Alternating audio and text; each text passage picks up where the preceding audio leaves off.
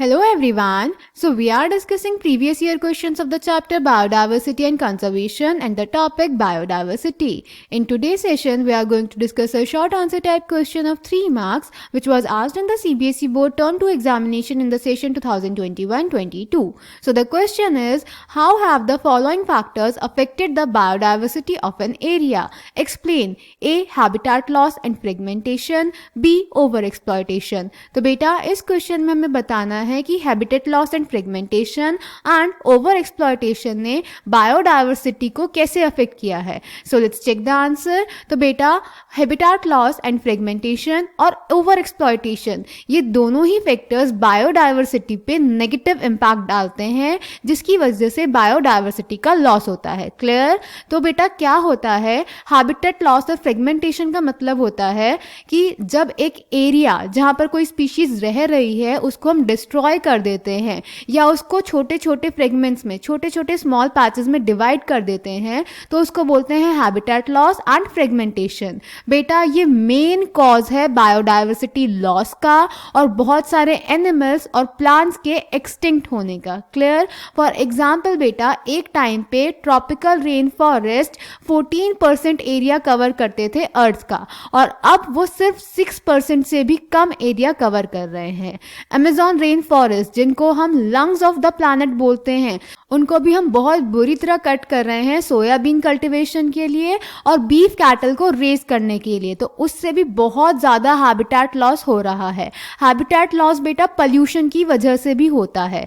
Also बेटा जब हम किसी एरिया को बड़े एरिया को छोटे एरिया में कन्वर्ट कर देंगे डिवाइड कर देंगे तो वो एनिमल्स वो बर्ड्स वो प्लांट्स जिनको लार्ज एरिया चाहिए होता है या वो स्पीशीज जो माइग्रेटरी होती हैं जो एक जगह से दूसरी जगह जाती रहती हैं उन पे बहुत बुरा इफेक्ट पड़ता है. क्लियर. ऑल्सो बेटा ओवर एक्सप्लॉयटेशन भी सेम चीज़ है. जब हम किसी स्पीशीज को अपने यूज़ के लिए बहुत ज़्यादा एक्सप्लॉयट कर देंगे यानी उसका ओवर एक्सप्लॉयटेशन कर देंगे तो धीरे धीरे वो एक्सटिंक्ट हो जाएगी और हमें पता भी नहीं चलेगा. फॉर एग्जाम्पल लास्ट 500 ईयर्स में स्टीलर सी काउ और पैसेंजर पिजन ओवर एक्सप्लॉयटेशन की वजह से एक्सटिंक्ट हो गए हैं.